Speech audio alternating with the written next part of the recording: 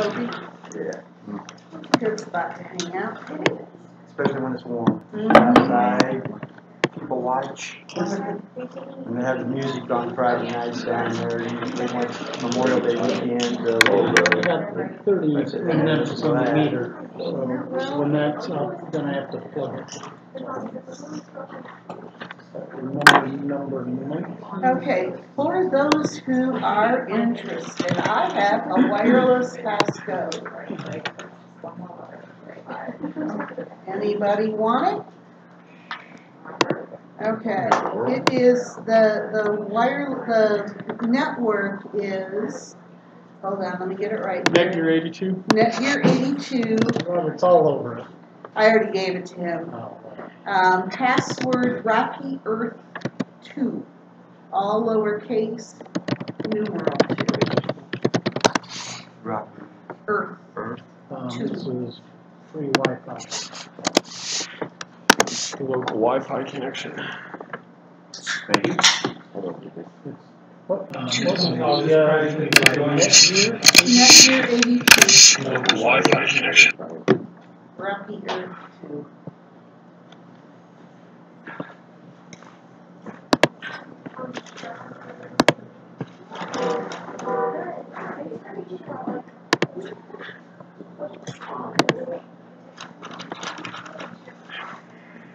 David Gill is a great guest, Al. Al. David Gill is a great guest. Yeah, he is. Is that tomorrow, Wednesday night he's coming? Yeah. He actually caught me outside the library the other day and got me to sign his petition. It wasn't my petition, it was David's petition. Right, it was David's petition. Yeah. David found me outside the library. They only need 9,000 signatures to become independent. And about 1,200 if you're a Democrat or Republican. They make it easy for third parties.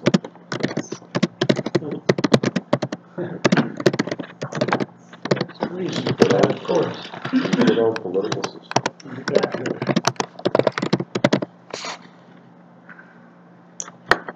Okay, well, why don't we go ahead and call the meeting to order. Sounds like a 7:05. I'm sure Sandra will be up here any minute, because there's a lot of stuff to talk about tonight. So, do we need introductions? Okay, yeah, not many people know ladies, so why don't we, yeah. I just want to note that I was being the recording and stuff, so that everyone's on the same page on this, okay? Not yet. It's the public open part of the Yeah, meeting. she can. Yeah.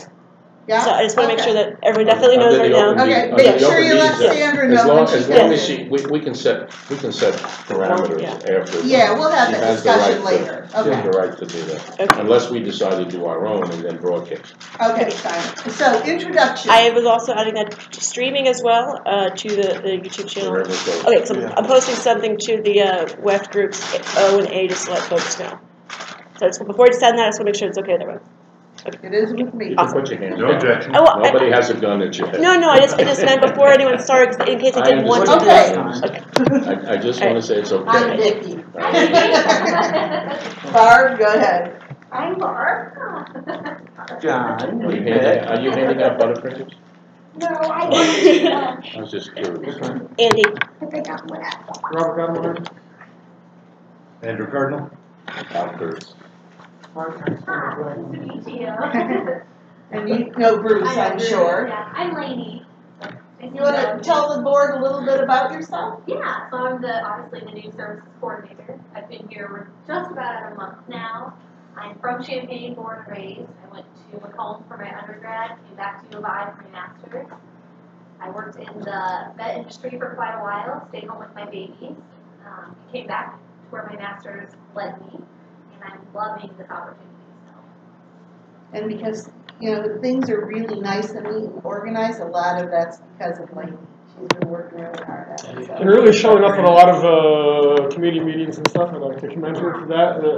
I've seen her face in a lot of places. Oh, yeah. And everyone, I think, knows Megan. Yes. Okay. So between the two of them, we're really fortunate because they're able to spread their hours a little bit. So Lainey's working some of the later shifts, Megan's doing the early stuff, and then we got Bruce filling in the blanks. So a lot more coverage than we're used to having. around the station for like a long, long time. That's wonderful.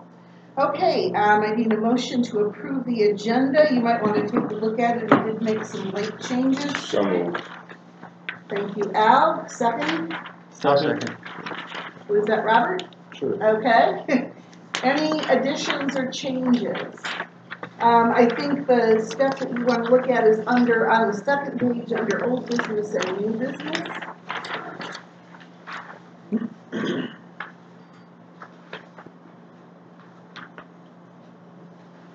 Is there anything you can think of that needs to change there? All right, then I'll entertain a vote then. All those in favor say aye. Aye. Opposed? Motion carries. Okay, any public comment? Bruce? No problem. Ladies? No? You know, Nothing? can I say something, Vicki? Sure. I mean, and I want to talk to all the board about this. I know you've been trying to get people here. Others been trying to get people here. You hear about it on Wesco. Everybody's got, some people's got criticism, but you never see them here.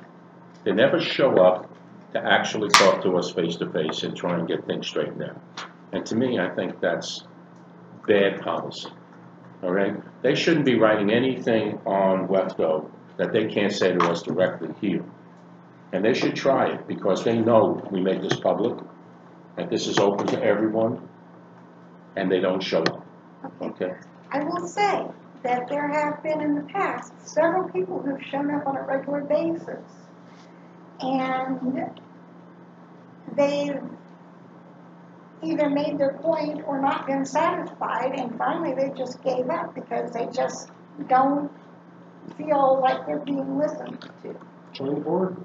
There's open seats. There's Lots of people who are doing a lot of work, but they don't have time or the desire to be on the board. But there are people who do have opinions, and they feel like they give their opinions, and their opinions are not listened to. Well, the point is that they give their opinion. If their opinion doesn't coincide with what the board's doing, maybe they should keep trying. Yeah.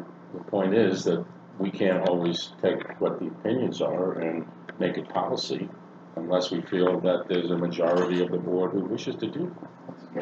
In the past, it was always a fear of a prior station manager and board that if you listen to people's opinions, that you have to do whatever it is they're suggesting, and that's not the nature of expressing an opinion. That starts a discussion, for sure. But yeah. I'm sorry, I just wanted to put that out there. Okay. All right. Any other comments? All right, then I need a motion to approve the minutes from the last meeting. Those are on page 3 and 4. I make a motion to accept the minutes. Okay, John, second by Barb. Any discussion, changes there? Okay, all those in favor say aye. Aye. Opposed? Motion carries. Moving on to the board chair report. I don't really have a lot of stuff to report here, but I'm going to vamp a little bit Any until. public comment or any? Yeah, we asked for public comment. There wasn't any.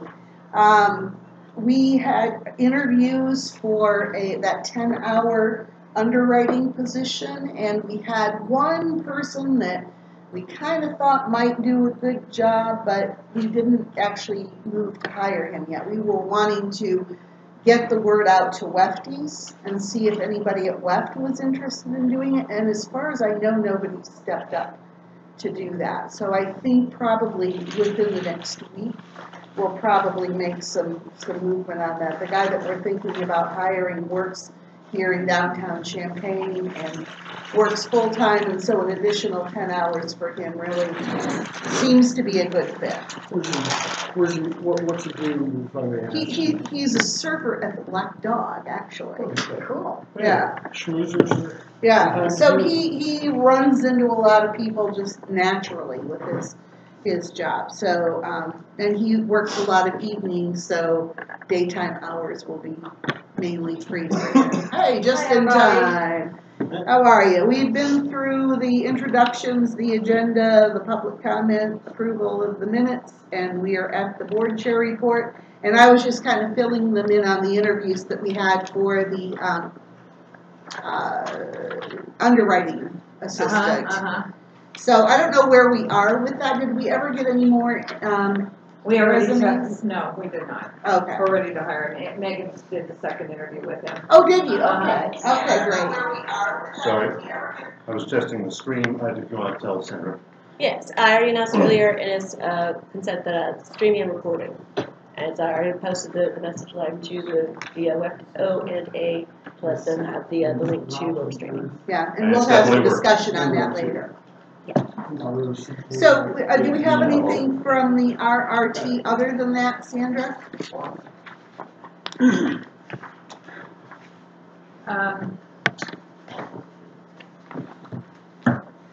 So, I don't know if we would be under the RRT necessarily, Alan. He just walked out to take a call. He'll be back. Yeah. So, do we have the podcast anywhere in the agenda? No, you can cover that now. Okay. So we are coming right along with the podcast. We have a WEF podcast now, and it's hosted at SoundCloud, but it has been also linked to iTunes, so it's ready. And I think we'll be meeting with Willie, the podcast intern, tomorrow. I'll meet with him at 5 o'clock, and I think he is confident that will get it to all the other podcatchers, like Dogcatcher and Podfeed and all these other places where different people grab their feeds from. I think you can do that just by getting SoundCloud and iTunes. So we should be it's up and running. If you search on iTunes, you will find a web podcast. Is that the one that you're doing now on Monday night? No, it's so I'll just from the top explain podcasts again. I know what podcasts are. What is the web podcast? Yeah. What is it about? Yeah. Yeah. It is any show that we decide to have uploaded to the WEF podcast. Oh, so it's not a specific podcast about WEF. It's WEF, the station, as a podcast. It's specific shows. Which we have not decided yet. Well, there are several that are decided. One is Literary Life, and one is Black Lives Matter, and one is Disability Beat, and but we have to still get the music figured out. I have to. In order to podcast, you can't use copyrighted music, and so I'm going to have to change my intro, outro, and the transition. So the only two that are up there now are Literary Life and Black Lives Matter, and I just wanted to get it going with two of them and make sure everything was smooth and they had procedures and all of that before we tried to. And we can add different shows as we go. And I do intend to add the C Progressive News that I've been reporting. I hope to do Labor Hour, but they either need to not. They either need to be able to cut off their show at the top of an hour, so it's just that amount of they run their show over sometimes to an hour and 20 minutes, sometimes to an hour and 30, and then they fill it in with a syndicated program, which we can't podcast. So Labor Hour really can't easily be podcasts. The other thing that I ask that people do is upload it themselves to a site right now, the Smartsheet thing that then our podcast intern takes it and uploads it, but he doesn't have to go get it off the computer. They have a form to work with. So that's where we're at with podcast. And this might be a good, are you done with that? Because Bruce is working on another thing for broadcasting all of our programs. Bruce, do you want to step in right now and talk about that for a moment? There's a organization called Radio Free America. Oh, good. And Radio Free America has been in beta for some while and is being used successfully by the folks over in Bloomington, Indiana. And I've traded email over the last few months with the organizers as well as the folks in Bloomington about experience and limits and things like that. It's perfect in several ways for us at this point. One is it's free. Two, it's hands-off. All they do is listen to our stream, and we give them a schedule, and they slice our stream we record our stream and slice it and post it. So airshifters don't have to do their own posting. We don't have to do anything to massage the shows. If you run over, well, the next show starts with your voice from the previous hour because it's going to cut just the way our recordings do at web. That's the upside. The downside is we can't easily put please send us money intros and extras and things like that onto them. So we might have to figure out a way to embed those in our shows. Yes. I was gonna say, would they be willing to cut those in, cut those out? Like, assuming copyrighted music also winds up in these as well. No, these are all. So this is all the music programs. Okay. It's not we can do public affairs as well, but it's not anything syndicated that we do. So every music thing that we do, we wouldn't be doing we wouldn't do any overnight Zara, for instance. We wouldn't necessarily do that. On the Radio Free America site, our page, we would have a page. Airshifters could upload a picture if they wish to have a graphic associated with themselves, either a picture of themselves or some other graphic, bio, information about their show. There's a bug up there so you can listen live. There's a chat window so you can see messages from airshifters as well. I don't know if you explained or it said that it keeps it up there for 2 weeks and then it takes it down automatically. So that's how we stay within copyright allowances. So it does all that we want done, pretty much. We get 90% of it at no cost. I have no idea how they're going to ever make money on this service. Whether there's something lurking in the weeds, and after they get enough people, they're going to go, okay, now we're going to start laying a commercial tag on the page or something like that. But right now, that stuff's not there. If you want to go to, I can't think of it is, that Bloomington Station. I've got it. WFHB. Yep. FHB, thank you. Yeah. So you can go follow their link to Radio Free America, or you can just go to Radio Free America and look at the various stations that are there. I started looking at them last fall, and it's become even more populated and well laid out since that time. So I encourage the board to consider letting us go forward with that. It's a very simple registration process. I would register the station. We would start beta testing, doing some things, and I think we could be pretty fully in swing this summer. I think it would take very little effort on the part of airshifters, other than adhering to the cutting off on the 30s. and Fred and I and Bob would probably be editing schedules and stuff like that to try and make sure slices and dices appropriately. I love this. In fact, I had just brought some handouts, and that's actually some of the things I was going there. It's Breathe Design to maybe redesign our website or whatever. I thought that would be a good model to follow, possibly the WHB. But then I noticed they were doing the Radio Free America thing, and I thought I would just point out this 2-week stream, like puts the shows up there. So like if people miss one, I love that. I love it. I was looking more into it. It looks exactly as he's saying. I really think it looks wonderful. For us. I like Radio That's Free great. America. And people have been asking for it for a Yeah. long time. I like It's Radio Free key. America, Yeah.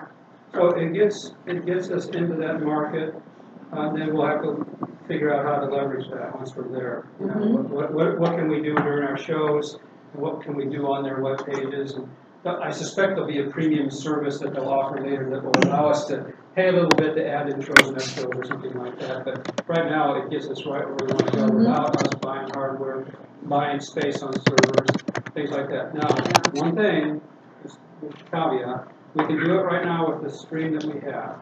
But the stream we have is at the low end of the fidelity of what people do in our market. And so over the next 6 months, we'll want to consider upgrading the recording server and the streaming server so that what goes out of our building over Comcast is probably about 30% better quality, closer to FM quality than what people receive now over the internet. We are at the base level of what people typically do. So they don't have any demands on that. They just, if you're 56K, that's what they do. We're at 96 as I recall. We prefer to be at 120. Yeah. What will any estimates on what that will cost us to increase quality? Bob was working on the server part of it. So the server part is a several $100 possible investment in software, a couple $100. Then there's labor. And then after that is probably an increase with via streaming of something tens of dollars a month, maybe $10 or $15 a month more than what we're spending now for our streaming service. It's not a huge step. So a couple $100 in capital, and then operating costs might go up, let's say $20 a month to kick it all the way up to 128. We can go higher than that.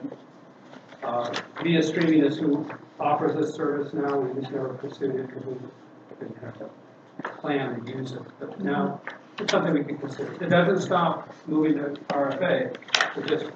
It will improve the listening experience of those who listen. Because nothing ever is completely free, as soon as we do that, we'll just want to make sure that Comcast can support that. I believe we can. I've tested our upload speeds and our current upload capability. It should be sufficient to stream at that 30% higher rate. Right now, our stream uses only about 20% of our upload capability per hour. So I think that we're fine to not plan to upgrade. We're at the very basic level for Comcast service for business, and to go up the next notch is a non-trivial amount of money, so we wouldn't want to do that if we could avoid it. So I think RFA is a really good way to go. The folks in Bloomington had very complimentary things to say about our station in addition to RFA. They said, yeah, we like it. It's been terrific. It's been some education for our online staff to get used to what they need to do, but because they need to hit those 30s so that the recording, so when the re-listening happens by somebody, that they actually get the show they're expecting right away, otherwise they'll get confused. And our station helped them get on the air back in the early 80s, late 70s, and they said I think they were listening to you perhaps. They said one of them was driving by sometime in the last 6 months and tuned into, or might have been Dogal of Ulysses or something was being read on the air or something, some literary thing. He said it was great to turn in a community radio station and you get some science piece of literature. Yeah, you just never know. So anyway, that's RFA. A lot of others have looked at it. I'd like to make a motion that we let Bruce pursue this and include it in our whatever plans we have for our website going forward. I think it's imperative that we have it, and I think it's great that we found that he found it. I'd second that motion. Yeah. Okay. Yeah. Second by Robert. Any other discussion? I'm glad we're going to do it. I just want to say that there probably will be a contrarian out there who will say, I don't want my show on this website. And I think, yeah, well then don't be on the radio. Exactly. Exactly. Any other discussion? That's hard. You're broadcasting. I know I am. I know I am. They know who they are too. Okay, all those in favor say aye. Aye. Opposed? Motion carries. Thank you, Bruce, for all your work on this. I think this is a Bruce. great addition. Okay, anything else from you, Sandra? What do you want to talk about that meeting then? The Thursday 5:30 meeting is what it looks like it's going to happen with Jay Schubert to act as just give us some free consulting on how we could possibly go forward. Has anybody not read the email? You want me to Why don't you go ahead and just summarize it? So that we have several programs that we're using. One of them is Donor Snap that we just started using most recently as a database. As a database of all of our donors and volunteers. It's a way to organize volunteers and donors, and we thought it would work with QuickBooks, but it doesn't, so it's one big advantage, besides that it's a good piece of software that's been, I would say it's pretty good with you, Megan. But it does cost, and then it has to have another email program that it works with. Constant Contact is what we use, although we think we can go to a free one, but we do have one that we're paying for right now. And I came across this this other one called Nation Builder, just due to the fact that I was working with Carol Ammon's office manager, and she was telling me about it, that the IMC is moving to it, and they used it in their campaign, and it combines what we would be doing with DonorSnap and an email program into one, plus a hosting program and a website building program. So, What was the name of that sample? Nation Builder. Thank you. And I don't know if it's going to be the right thing to do. I haven't checked into it more than just a precursory. But Jay, who has been a longtime donor for WEPT, he is he's very tech savvy. He's very big into indie media and social justice causes, and would be willing to consult with us to tell us about it, what he knows about it. He's building the IMC website there, helping them develop it. They've been able to get what they feel like is a great website built out for $4,000 using that. And then it's costing them $30 a month. And it includes hosting, and it includes, the donor database and this email blast program. So I asked him when he would be available. He's available. I put a doodle poll out, and the time that Bruce and I and Vicki and Jay, who are the four who've responded to it, have all in common, is this coming Thursday at 5:30. Okay. Very good.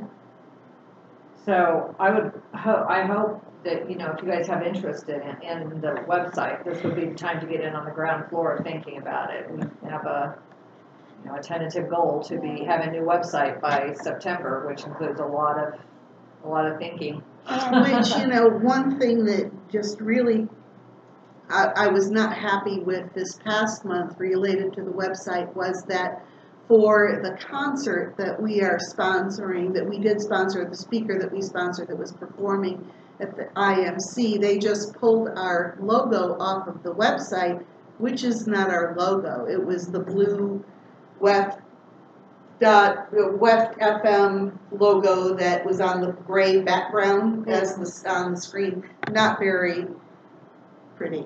So hopefully we can get that fixed. I know, they should have asked. They didn't. They just pulled it off. Because most people have their logos on their website. Yeah. Well, there's a And lot that's an issue with communication between the website people. Now, Bruce is working on the website, I think. Lori Coey is working on the website. Yeah. Did It you talk has to them?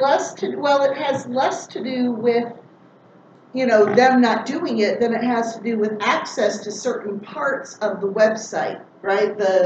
The background, what I am totally ignorant when it comes to doing websites, but the whatever it is, you have to have control of to be able to make those changes. And that's been a problem since before we had this particular website. Absolutely, because we didn't have access, because that's why we had to have this website. It was put up real fast because the one that we had before, which was not even as pretty as this one, which is fairly lame, is Well, anyway, Bruce was definitely. yeah. So It's, sorry. I just looked at the page and I didn't realize what you're saying. I didn't quite understand what you were saying about the graphic not being easily grabbed. Yeah. Yeah. but here's the IMC website that you're talking about. The new one? I don't know whether this is new or not, but this is the one they've got now. It's not. I put a link to it. It's not their new one isn't up yet. I put a link to it in that email that I sent out to the board and to Lori Coey and to Bob Plesney and to Bruce and Chelsea and a couple of other people who I could think of who might be interested in it. And that link was in there. Okay. Well, so this just, you're just finding out information about this, but before making definite plans about that, you'd be coming back to us or something like that. I'm not, I want you to. I want somebody else to. I would really like to move it forward, but I can't be in charge of the This is a discussion. Yeah. We're not making any decisions at this meeting. No, but anybody who wants to make decisions should be part of, should start, figure out how to be part of the web team or go to a meeting or be the liaison between the board and the web team or something. Mm-hmm. Well, on mine I put some links and stuff, but here's the Indiana, like their website. You can see they've got where the Radio Free thing is there, the big donate thing. So they've obviously found a way to integrate this with a new design. So perhaps there's some similar models that we can follow where we don't also have to pay $4,000 plus $30 a month for some service. That maybe there's some other ways we can pull it in. Do you know who they use? No, I was Or what they pay. It'd be interesting to find out. Madison, I mean, I've looked at 9, 10, 11, 12 of them. I've looked. Bloomerang, whatever that is. Bruce? Yeah, so the web team, which has been predominantly Bob, Lori, and I in recent months, have looked at ways of changing our web presence on DreamHost versus other options. And part of our research was to figure out whether DreamHost, which gives us free service, is able to support the kind of web presence that WEF would like to have. So part of the research that we need to do is to see whether we need to find other nonprofits on DreamHost who have a website similar to the Bloomington site to see if it functions, because our website didn't previously. It got too complex for a variety of historical reasons. So we just need to have proof of concept. Can we even do it on DreamHost? If we cannot, then we need to migrate to a paid service. And once we do that, do we also need to then decouple ourselves from one of our big risk factors in the past, which was developing our own website in-house and then having the person who developed it leave town. Yeah. And using methodologies and technologies that the remaining people didn't know how to support. Mm-hmm. And that's happened twice in the last decade at WEF, and then it got broken. So there is, we need to look at the dollar issue closely, but there's value in buying it from the provider that you're using, because they are experts in the technology embedded on that server-side operation. So that's part of the research we have to do, is to listen to Jay, Thursday, talk about what the experience is, what's the value add of going there, how much is $4,000 because you just threw everything over the wall, or can you meet at $2,000 and say, well, we're gonna do all the content part of editing, and you're gonna just give us the superstructure. So that would be one of the parts of the research. But we do have to know that they can provide the response time that we need to provide the kind of web presence that most people experience today. One of the key issues about our website is it works mobile as well as desktop. Obviously, pros will know how to do that. But it takes a pro. Brian did this because he made sure that we started in an environment so that we can always be able to be read both ways, but it limits severely what we can do on the desktop. You don't, because a lot of sites will have two, and they'll give you a really full-fledged environment on the desktop, and you can trim it down. So I'm going too far. Yeah, but if you have a website with an app that works, I mean, that would be something to investigate too, so that you can listen and maybe see, skeletal pieces of the website from an app. If I may, Sure, I always caution about apps. Apps it's a shortcut word that not most people on the other side, the users, don't quite understand what an app does and how it's built and how expensive it is to support. Because every time a new iPhone comes out, every time a new Android comes out, every time a new OS is revved, you have to change that, recertify it.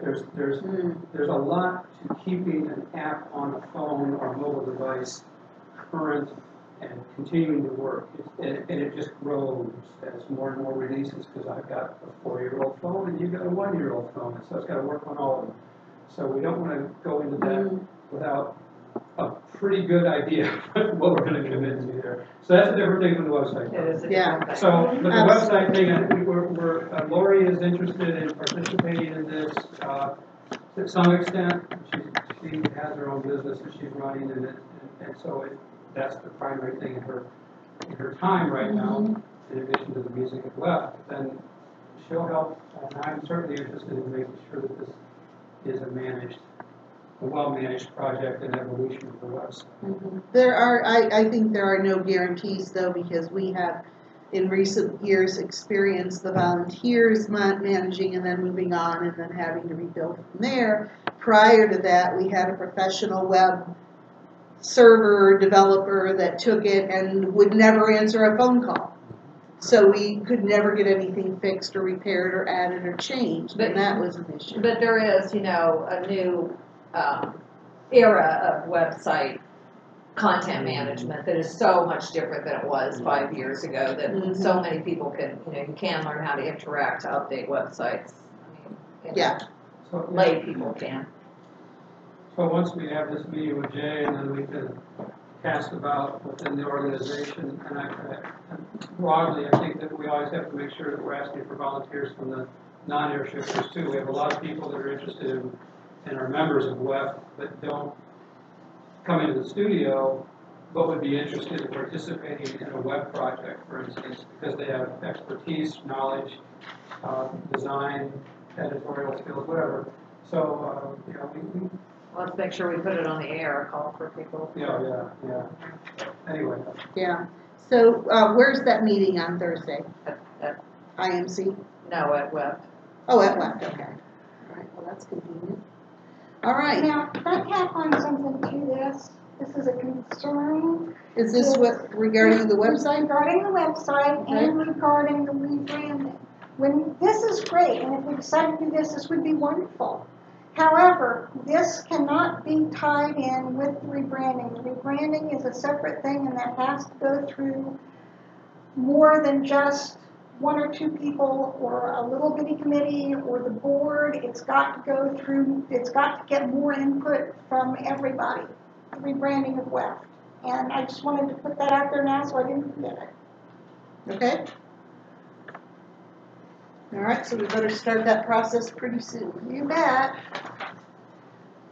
Well, we can talk about the survey too before we move on. It's on the agenda. It's on the agenda. So if that's it, except for the survey, then why don't we go to the treasurer's report, which Sandra passed out. Okay. All right. So you can see a balance sheet that has two columns. For some reason, our accountant decided to run a comparison from last year to this year, but you just want to look at the first column, I guess, unless you want to compare it to February of last year. You can do that. That's good context. Yeah. And the overall thing that I want to say about the treasurer's report right now is that it's while this is cash flow in and cash flow out is right for February, we still don't have details as to exactly who the money gets attributed to as far as donations right in our accounting program. So if you'll remember, Jeff used to get the checks in the mail. He got the mail. He got all the mail. And then he took it and put it in an accounting program and made the deposits, and it was just a very insular, nobody had any kind of oversight thing. And so he said the reason was because the station manager and he could not coordinate communication well enough, so it just wasn't, and it's hard to do is what I'm saying. I understand why he did it, because it's hard for Megan to communicate to our bookkeeper where this donation comes from, what it gets applied to. With a cash system, I'm saying that right, or accrual system, with an accrual system, you have to invoice so somebody can't just drop off a check for $10 and you put it into donations. You have to create an invoice for $10 for that person. And it has to be kept track of in QuickBooks, and it has to be kept track of in our donor software, and it gets very complicated. And I would say we were underprepared for the pledge drive in terms of organization. We had the sheets, but the way that the deposit slips get conveyed to the bookkeeper anyway. It's been very confusing. We've been behind. We got it caught up to the end of February with only $700 inaccuracy or $700 in here that they haven't applied to the right customer yet. A lot more in March, and that's why March isn't done here reported to you. But that said, we're moving closer to being able to say that we've made this transition to QuickBooks, which has been, to say the least, difficult with all the problems with the fact that we couldn't access all the information Jeff had. He had it on an archaic program that nobody had access to. So it's been hard. The next step is to create a system of communication between Megan and Lainey and the bookkeeper that works. And then the step after that is about the budget and to make sure that our budget we can have a report monthly on our budget, where we're at with meeting the budget that we passed. And that can simply be done by having another column, another 2 columns with the budgeted amount and what we've expended to date in the fiscal year. That's the way I've seen it done previously. Well, we have to get the budget into QuickBooks first. Yep. So. Yep, it's all a process. It is all a process. And so you have that, and then the other thing that I've given you is just a visual of where our account balance is of today, Monday, April 25th, so that you know that there's money in the bank. And it's not being absconded in any way. And I know that, did you get that $7,000 check, Megan? Yeah, it hasn't been deposited yet though, right? No, I'm going to have it tomorrow. All right. So we actually have $7,000 more than this, so that's good news. Did we get that $700-ish check from the Senator Card donations? No. Haven't seen that yet, because I signed those forms and sent them in a Was it an couple additional weeks ago. $700 or $7,000 check? I have to say that this is a heck of a lot better than anything I've ever seen before as far as the budget goes. It's Well, easier to read. and I would it's like easier to say understand. that this part where we see the expenses, We've never seen that we've before. asked for that for years. Just, what did we bring in and what did we expend in the last month? And, it's even this isn't ideal because, I mean, it'll say, check number 1142 for, $150. Okay, I don't know what that is, but. Well, you're just looking at a copy of the bank. Yeah. Yeah, that's a good start. I mean, it gets you somewhere Well, where this is the one that I think is better, is the actual profit and loss that shows it actually in total what you spent on everything. It's all good, Sam. No, we're just saying that it's nice to see, like, you're doing your own accounts at home, you figure out your budget, and there's no precise things, even if you don't have the receipts, but like. We're trying to your statement. compliment you. Accept it. No matter how hard that is. So, with that good news, Vicki, you want to make the next announcement? I'm not making any Are you gonna give us the bad news? announcements. That's coming later, Sandra. Okay. All right. Alright, Okay. I'll hold on to it. All right. So yeah, baby steps. Okay. And you worked really hard, and I, for one, appreciate it a lot. So thank you for all your work, and thank you for all your work too. All right, moving on to reports. You have a couple in your packet. Do you have an extra packet? There should be one here somewhere.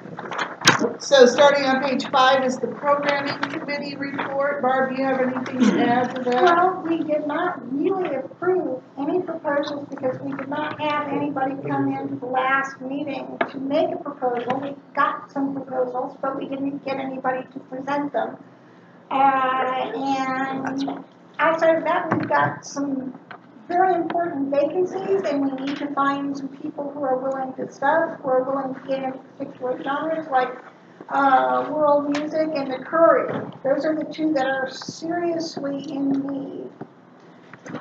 So maybe when we talk about register training, maybe we can talk about how to get people interested in that. I have a couple of people who have contacted me who are very, very anxious to get rolling with programming. So this is pretty exciting stuff. One guy who started pizza radio up at the U of I, he wants to have a show on left. I can tell you later about his idea. I had a long conversation with him the other day. So I don't think it's going to be a huge group, but it's a very motivated group, and that's a good thing. I will say that whole Pete's FM connection is due to going to the U of I, doing those presentations at that class, finding out about it, calling them, Megan contacting them, having, I think you had a coffee with them or something too, or something, and it's been, we're trying, because those are all people who are interested in making radio, and they're broadcasting to, as one guy told me, his mom and his sister, because they could look at his streaming, and they can. That's the thing about podcasting. Yeah. You just never know. One thing that I don't know, your secretary is? Secretary is Denise, but She doesn't do computers. she doesn't do computers, so she's giving me or Lainey notes, and Lainey actually took notes at the last meeting and then wrote them up. And this report is Lainey's notes. Yeah, it would be helpful, I think, if you didn't have program proposals, if you would note that as no proposals given, even though they were on the agenda, because I found this a little challenging to make heads or tails Well, out. this is one of the things that Lainey and I just need to communicate better about, and I needed to actually look at this and write it as a report as opposed to just sending you her note. Tell me actually what happened rather than what was on the agenda. So I think it's kind of hard because Denise took the notes. Yeah. And then gave them to me. I'm not blaming. Yeah, no. Since nobody showed up, it was a little less organized than perhaps. So, always a work in progress. We will improve the system. Well, we hope to have some people for you soon. Oh, yes. So that would be a good thing. Then there was a music committee report I did at the forget bottom. one thing. Yeah. I did forget one thing. I'm trying to get information about collectives so we'll know who is available for what genre so people can actually know who their teammates are. And we're putting this in smart sheets so we can print it out and put it on the programming board so people will be able to know who to contact, and trying to encourage people to contact. And we haven't talked about it yet because I'm having trouble getting more than one meeting a month. But we do want to make sure that the airshifters who are currently on the air actually get trained. The airshifter contract was supposed to help with this, and it's being very slow. So we want to do some, and can I just say that mandatory should not be a bad word. Mandatory is not a four-letter word. We can make stuff mandatory or semi-mandatory or go in and take people one-on-one and smack them upside the head and make people learn stuff. We discussed at the programming committee possibly for a long time airshifters having somebody from the programming committee sit in on programs and see how things are going and make sure that they know of the airshifter contract, various concerns, and the programming committee is sort of in charge of that stuff. So we're trying to think of ways to take some reins in on some of the laissez-faire activity we've had with some of the airship teams.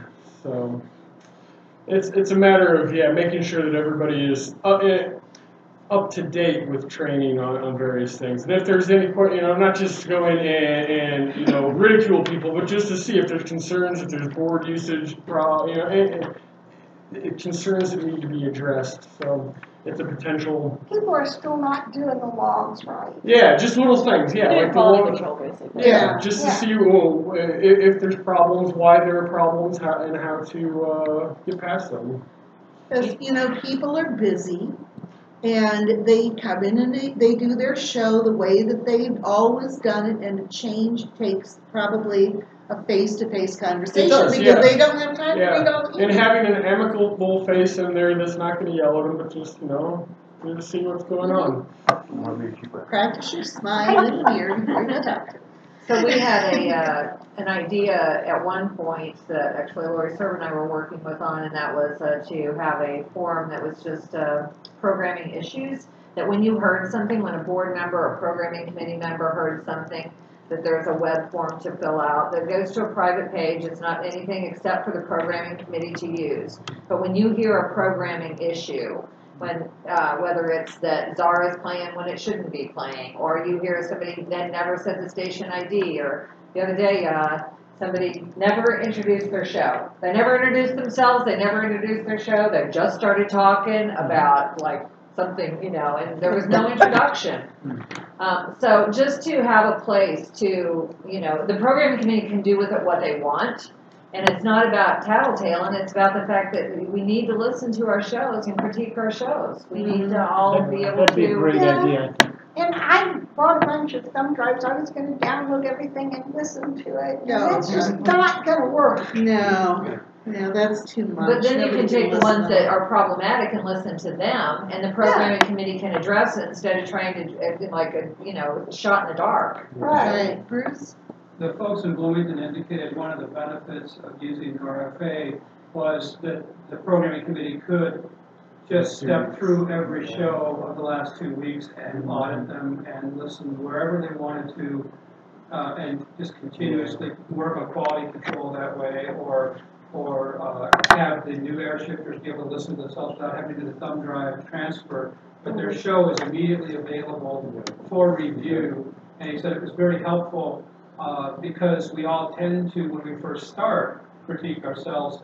But I haven't listened to myself very often in the last year, and I should do that. But you know, it's another step. You know, after you've done your show, to go in there, copy it down, and go home. So he said that was a real good, unexpected benefit of using RFA was they were able to, everybody was able to self-critique pretty quickly. Because that's the first thing you want to do is say, no, programming committee might be considering critiquing. You might want to critique yourself first, you know, and so give folks a couple of months to sort of spin back up to where they thought they were. But we all get into habits, you know. So. That reminds me, did you fix the guy with Robert's name on it? Okay. Yeah. We were sending to some guy on the East Coast, all the email to you. I have no idea. He had his email wrong. Yeah, And it was that's good. going to somebody, he finally, very politely So asked me to do we remove want it. links to that programming? Is that an easy Yeah, thing yeah. to do? It's already made and done. I'm in Lori and favor. I were using it. Yeah, I don't think there's anything wrong with you having one more tool to use, for sure. And we can make sure that the programming people have it so they can. Yeah, that's the thing. How does the programming committee? Barb, I can just give her access to that smart sheet. I can give all of you access to it if you want. I might even have access to it, but. And just general information about community radio, if anybody's interested, I put this in the WEF Weekly Essentials a couple weeks ago, but anybody at WEF can have access to the NFCB listserv, which they send out tons of really good information about the struggles that other community radio stations in the country are going through, about technology, about, you know, web servers, about you name it. They had a recent conversation about profanity on the air that was really interesting, and what counts as profanity, and when does the FCC fine you, and those kinds of things, which I thought was really, you know, beneficial to read, because we've had our incidents too. There, could I maybe pull out fun things like that, or interesting facts like the language maybe added to our bulletin board? Yeah. Did you know? Yeah, oh, absolutely, yeah, sign up. It's very easy to get on the listserv. You just have to let them know that you're connected to WEFT, and they'll approve you, because we are members, founding members, actually. Just a quick note on the music committee. It does say the music committee is working to release a WEF Sessions compilation for the fall pledge drive. I think that will be an awesome addition we're working to at the pledge it, drive. yeah. So yeah, that's great. Bruce, you have a long report here.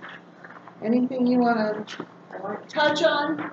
Yeah, it's great having all the detail for sure. He was in crawling under the desk while I was getting ready to do my show today, plugging in surge suppressors. This will be probably discussed later in the meeting, but I expected to get a quote today from Broadcast Electronics out of Quincy for the power supply, so that I could tell you how much the refurb would cost, instead of just telling you what it cost us a year ago. I didn't get the quote, so all I can say is if we plan for $1,600, that would probably cover the item plus shipping. So if you want to do a not to exceed number or something like that, I can work with that. Otherwise, I'll need to get the quote, send it all to you folks, and have you decide on it after the fact. I apologize, I meant to bring it tonight, but I'm not sure what happened to my guy, but I didn't get a quote. Yeah, and that's a good point. I did not put that on the agenda, so I think probably we should go forward with a motion and a second to approve that expenditure, because I don't think our equipment budget in the actual budget covers that amount of money. I would like to make that motion. However, not to exceed what Bruce thinks is excessive. Yeah, what do you, if we approved, say, $2,000? Yeah, that would be, well, based on our experience last year, 2,000 would be plenty. I would remind folks, so we lost one of the 4 power supplies at the transmitter. Transmitter can operate at 100% on 3 power supplies, but it makes the other 3 run at 100%, which stresses them. Now, one of those 3 is a new one, of the newer design, so that's good. I will, after you approve this expenditure, go out there and power cycle the transmitter sometime in the next week to see if the power cycle will reset the air condition on the power supply. And if it does, then we don't spend any money. It's unlikely that will fix it. It didn't fix it in the past when we lost the power supply. But that's a step I should take. But I don't want to power cycle it, because that stresses things and it might cause, if we're not going to repair it, then let's just let it run. So if I reboot and it doesn't fix it, then it's a 1-day turnaround to get the part. So I'll schedule downtime for a week from then or something, where we can plan for it at the site and plan for an hour of downtime, let's swap it out. And is Bill Taylor going to work with you on that? He will consult as needed, but I did it last time by myself after he and I consulted on the process. So he's aware of what's going on and had agreed on this approach last time, and I will certainly, before I order, touch base with him again about it. It's unfortunately, it just takes an hour because you have to take the transmitter apart a little bit to get the power supply out and put it back in. We're a radio station. If we don't have a power supply, if we're not powered up to full capacity, you know. So you said 2,000, right? Pardon me? 2,000 you said? Dollar amount? Up to. Yeah, it'll probably cost about $1,450 plus shipping. So we add another 100 to that with insurance. Shipping it to us is very inexpensive because they package it there. I'm shipping it back, the insurance on it, to make sure that they get what is basically, it's a $6,000 power supply, but we're buying a reconditioned one. We have to insure it for the full cost. So it's an expensive insurance. I almost drove it back last time. The way this works, as I understand it, is you have to buy the power supply outright for, like, I don't know, $5,000 or whatever, and then we send them our old one and they credit back. Exactly. $3,000. Yeah. Roughly. They're real good to us. I mean, when we bought that transmitter years ago, we paid for unlimited 24-hour service. You know, they answer the phone normally. This is the billing department, though, which isn't the technical department. Technical department, well, you call them in the middle of the night, they're going to be on the phone with you, helping you out. So good operation. Lucky to have them. Any questions for Bruce? So she moved. Barb moved the expenditure of $2,000. John seconds. Any other discussion? A couple of things I wanted to ask. Oh, sure. About the, so, what about the art thingy, the boneyard, We've got a motion. We got a, that's what I was asking if we were done with that. Oh, no, we'll come back to you. Okay, yeah. Well, yeah. I thought. Yeah. Okay, any other discussion on this? Okay, all those in favor say aye. Aye. Opposed? You have our blessing, Bruce. Okay, questions? Yeah, it's just a little bit earlier than that, that's why I didn't want us to go into it. So like, I think it's great. So I was just wondering, so if you need to attach a proper art wall to the wall to hang cables from, do you know how much money that would cost, or like gel, the supplies, or? No, I haven't looked at it at all. We can jury rig something over there, but I thought it would be nice just to have, that sliding rail that you put the hangers up there with the cables hanging down, and then different artwork can hang at different levels. So you just have permanent cables there. That way, because a couple artists were not trusting the way that we used it for Boneyard for their artwork. I understood that. So that, no cost, no estimate at this point. Okay, but I think that's a great idea. So, awesome. Also, the faucet thingy. You said you may have to replace the sink faucet. Did you need any funds for that? We will, when it comes to that. I personally don't like to do plumbing myself. Okay. We may have to hire a plumber to swap out or repair the anti-scald device. Yeah. I've tried to fill my water bottle and just fill scalded money. You have to run it long time. You know, use the closet. I don't. I just brought my water now. So so we could buy a faucet, a high neck faucet, and then have the plumber install that at the same time to replace or repair the anti-scald device. But that's optional money at this point. I mean, it'd be nice to repair. I think it's sort of a quality of life thing. It is. To have to drink warm water is So not trying the to most find fun. a plumber that's a web listener, Yeah, that's true. You can use. But people don't know that. People don't realize We should that. put a sign up. Yeah. Okay. Anything else for Bruce? I want to mention one thing under the IT section of the report, that is the email. Again, DreamHost is our email provider in addition to our web provider, and they have had months-long problems with their servers getting behind in scanning. They scan each piece of email for spam and or viruses, and they're not keeping up with the throughput. That's what causes the multi-hour delays when we send mail to WebO or WebA or whatever. And so this is part of getting free service. We don't have any leverage. They are migrating us to a new server as part of the solution. And so we are crossing our fingers, hoping that that will take care of the slow email delivery. And that will happen any day now, famous IT world, real soon now. So it's up on their webpage as part of the plan. Additionally, they are migrating the web interface, the web-based email interface away from squirrel mail, which very few of you use, but the station manager account, things like that. I have two accounts, and it's going to a new interface, which is a modern interface. Not this. I mean, squirrel mail is basically a late '90s email web interface, and so I think one or both of you have looked at it and May or something, and it's much better. So that should improve. But if we were to move to a new provider, we would probably migrate our mail to that provider as well. Right? So it would be, so we have to think about globally all of our email goo, and part of it would be web. And when we think about that, we have many years of email archives on DreamHost. That's not hard to move, but we would need to move it at that point. Right.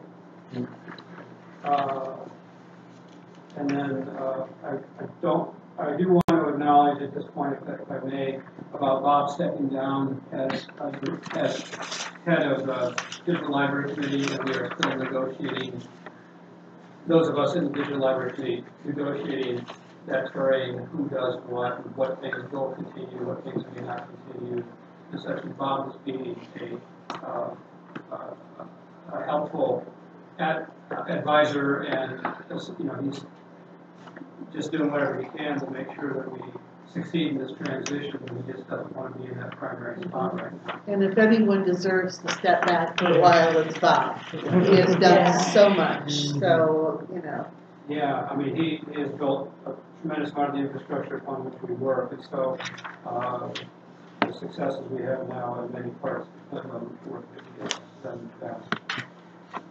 So, yeah, that's the other thing I want to call out. Okay. All right. And you got reports from both Lainey and from Megan on what they've been working on over the last month. Any questions for them, or you want to say anything about anything? On my report at the bottom, I talked about possibly introducing a special projects committee to the works. Definitely something to think about. I've had a lot of air shifters and other volunteers come up with some really awesome ideas, show me a lot of motivation and things that they would be willing to take on as well as part of the group. But those ideas don't always fit into an existing committee or place. And like I said, something they can't just do by themselves. They recruit other people. They're just not sure how to go about it. So introducing something like a special projects committee would basically be a place to voice those ideas, to brainstorm new ideas, and to figure out how to do something and to get it started, and then start on the next thing. So just something to think about for the future. You don't think it would mostly what you had proposed fit within the PR, like public relations, promotions? Some of them would. Some of the other ideas that I've had for special projects have been even things like having a mentor, like high school program throughout the summer for kids who are interested in radio and media and other ways, and how would we even get something like that going. That'd be kind of like in Lee's ballpark, but it may be not something that she's able to do fully. Other people have just general ideas about working with, other venues and things in the area and how that would work, and talking with them about underwriting and as well as cross-promoting activities between WEFT and those venues. So, I don't know, I just had a lot of stuff come up. It could be PR. A lot of it could go in the PR committee meeting. It's something I'm going to probably start tracking and seeing if they can already fit somewhere, and if they can't, maybe it's going to get out. Well, whatever you can throw to the PR so we can get people involved. I mean, that's where it seems like all the cross promotion and all that kind of stuff could fit in there. And there's certainly, everybody's got an idea for where we should promote, but they need to come to the PR committee and say, and kind of coordinate it with us. We asked for that link, that link to be filled out for people that had tabling ideas. None. Nobody. None. Where we should table this year, we wanted to pick 12, the top 12. Yeah, but if you don't pick the one they want. But, Laney went to the record day one, and then we got $320 some fundraiser with a pie in the face thing. So. And a lot of that was people just dropping us monthly. Some people did pies, but a lot of people were like, I'll buy a pie, here's $30. A lot of making that connection, talking, and they kept throwing money at us. Yeah. Awesome. Yeah. Gotta have a good talker out And there. did you have any help with that? Did anybody else show up besides the radio? Robert Kilmer said hi, but Silver Billy was awesome. They met me at the station, they carried everything, like, it was Silver Billy and me. It's a big crew. Yeah. That's a They big had their crew. kids, they had grandmas, and so they were a good group and really supportive. I'd just like to say on this, it wouldn't just be public relations, it seems like it would also be programming committee as well, since if you're developing new programs and trying to get them started, you'd need to go through that. So it seems like this committee, if it is, might maybe a subcommittee or a joint subcommittee, maybe between public relations and programming or something like that. Because not everybody likes to sit in the committee meeting, but they like to do stuff, So it helps to have somebody who says, okay, we've got this. And they're the point person, and then can just find random people who don't want to come to the meeting. Right. Which reminds me of WEFTFest, which I don't know if I'm going to be involved with or not, but that's something that, when's the next WEFTFest committee meeting? We haven't had one yet. We did send it out on weekly emails, but people should start emailing Lainey if they are interested in being a part of WEFTFest or the Fall Pledge Drive Committee Let's as well. put something in the WEF Weekly Essentials this week. Yeah, it was in the last week, but so we're gonna. Just keep You need to put things at the top. Yeah. Just keep running. That's right. More Different fonts. While we have underwriting in Megan's report, could we talk about the underwriting rotation, just so everybody is familiar with how that's going to work? Sure. Fine. So, besides having just show underwriting, where you're underwriting a single show or 2 shows or whatever, we're gonna have rotation underwriting, where any show that doesn't have an underwriter needs to read the next one in rotation for people who have paid for it. So rotation underwriting costs more, it costs just approximately $1,000 instead of $500, but they get read in rotation every time there isn't something else already being read. So every show will be doing at least one underwriting announcement.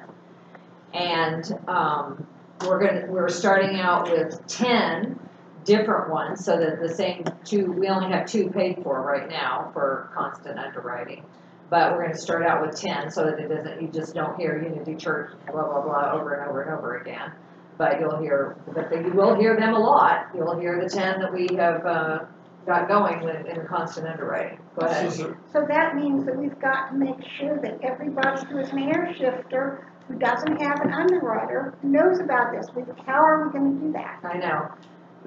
Go Day ahead. sheets and stuff. Just a little clarification. Is there like a list and like you check off one and we go to the next one? Is that sort of just the basic? Yeah. It almost seems like you want to dial on the wall or something like that. Yes. Well, there's gonna be just a check off, an initial check off that and we're gonna have them all pre-recorded, so on a USB and on the desktop, so that, because, you know, you're not gonna be used to reading that underwriting announcement, so it might be, you can read it if you want, or you can play it, or you can read it or play it, We whatever. need to get that thing that the thumb drives are stuck on better attached to the wall. It keeps falling off because it's just held by those 2. I didn't realize that until yesterday or so. I'll get that.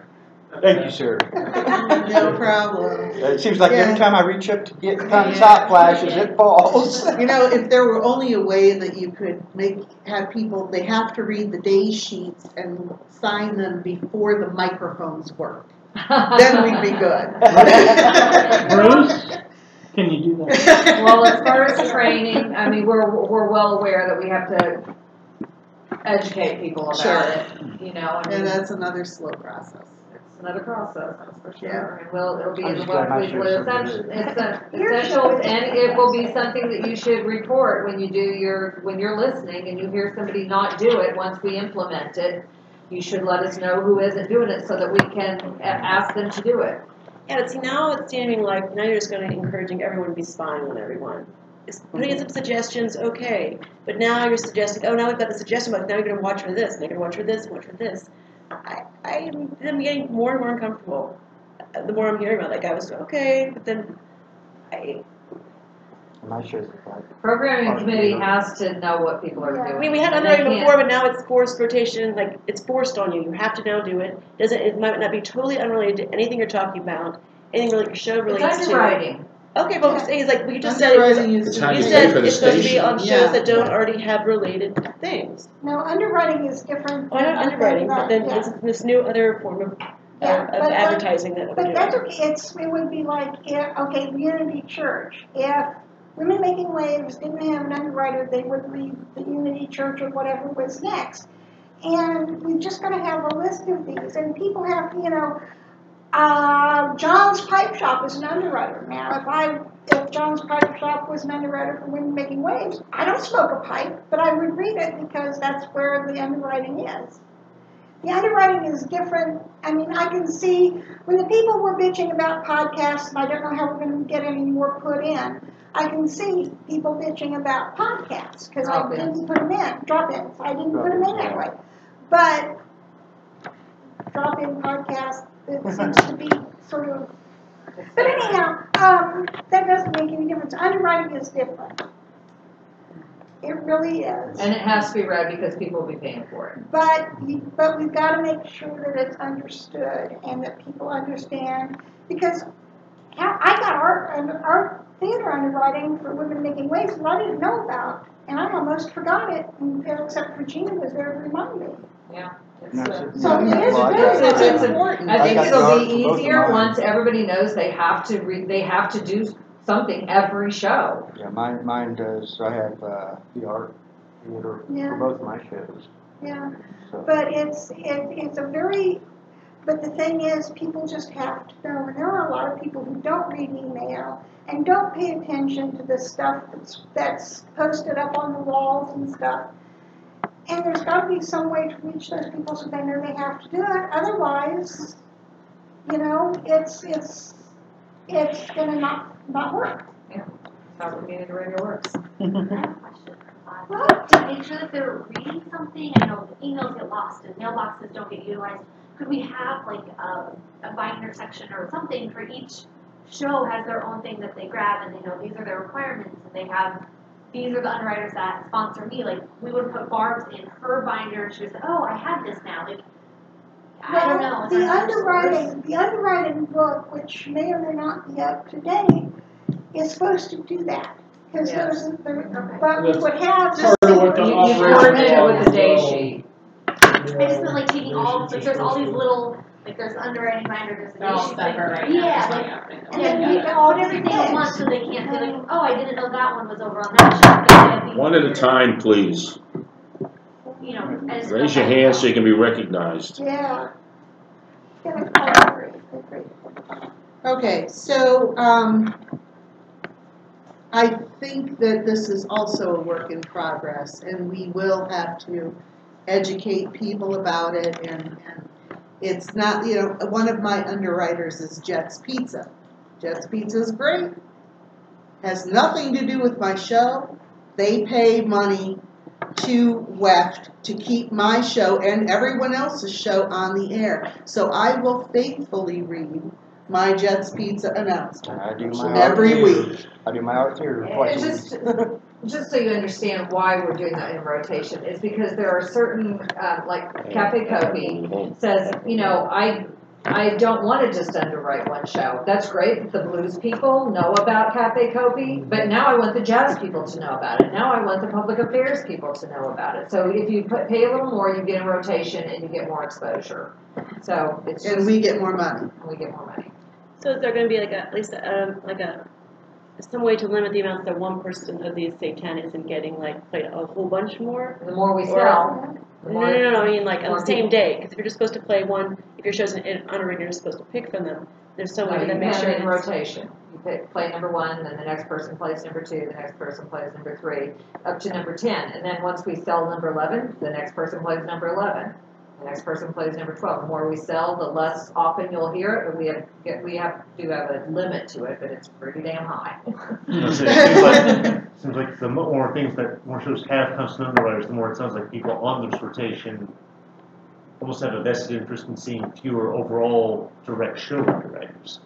If that sentence made any sense whatsoever. People will pick, the underwriters will pick which package they want. Right now, they get a constant, if you want to learn about that. More info coming as it it. gets developed. So let's move on to old business, member election update. I have received no applications for board membership for the member election in June. What's the final The date? final date is, I think, May 15th, so we still have a couple of weeks. The mailing did get out a day early, so that gave, you know, folks a little extra time to respond. Well, you have a comment? Well, just, you know, in the real world, people need to be recruited to be board members. Mhm. You don't just send out a mailing to your underwriting. So, all the people who are on this, I have been feeling like, and I wish we would have, you know, had our priorities differently, or got it together differently, but I think our advisory committee can be a recruitment tool for the board. Like, people don't want to be committed to a board that they don't know enough about, but once they know about the advisory, once they go to the advisory committee meeting and learn a little bit about WEFT, and we see what their resume is or whatever, it would be a one way. To recruit them onto the board? Yeah. I have encouraged air shifters, though, if you know somebody who might be interested in being a board member, to ask them, you know, make a personal invitation. I will note that according to the bylaws, it will consist of at least 10 individuals who are neither board members nor associates. We're not on that topic yet. Oh, We're still okay. talking I'm just about saying member it's- election. But when we're We'll talking get to about it. that, Yeah, it we'll cannot get be to it. WEFT. So we need to like go out and ask people or remind people to fill out their member election things and remind people to ask people if they're interested. Well, how about putting it on air too? Should we put it on air? Yes. Oh, that, you know, that's a very good idea. I think that's how Mark joined the board ages ago. It is. So we need make a Yeah. call for, A Well- PSA. yeah. A WEF member election, and I can, well, you can take from the bylaws what people have to put in their statement. It's very simple. Yeah, that's a great idea. I like that. I that it wasn't on the air, so it should. Yeah. We yeah. way underutilize our airwaves for, Well, yeah. for WEF. Why don't we do I mean, just that? like when we're recruiting for new, Yeah, who's gonna do that? Should I, not you, okay, I guess I'll do it, I'll do it. I'll make an announcement, or I'll write an announcement, If you want to email to me, that's Vicki. I'll email it to Megan. All right, Yeah, that's a very good good, suggestion. And when? great idea. I'll do it by the end of the week. Oh, wait, no, I better do it by Wednesday. I'll do it by Wednesday, I'll put something in the, West Weekly Essentials. Okay. So that would be the 27th. Okay. Now we're on Community Advisory Board. Right. So we've had some email flying around on that. Mark did send out the statement from the bylaws, which is, God, I need to reprint these with page numbers. It's Article 10, Board Committees on 10.08. Yep.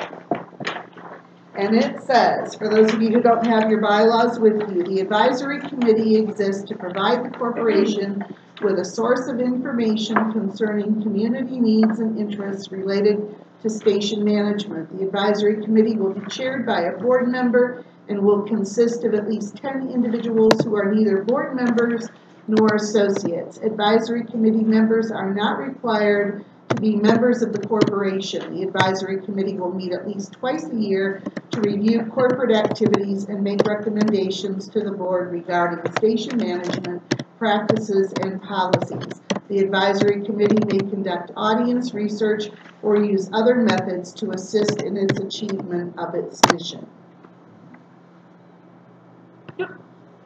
So,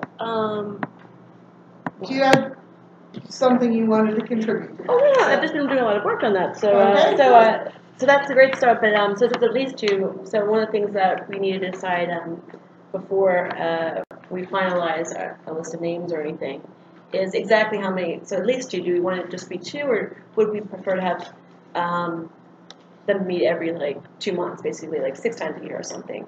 I guess what we need to figure out is what we want from them, like what areas, what goals we should give them, what goals we'd like them to have, and then kind of figure out how we would like to make that work within the changes that we've got going on, we've got coming up. And part of that might, if we don't want a ton of input from them, then maybe twice a year is fine. But if we're really interested in getting a lot of community feedback and keeping that kind of energy constant, and feedback constant, then I think it'd be a good idea, say, to meet for them to meet every 2 months.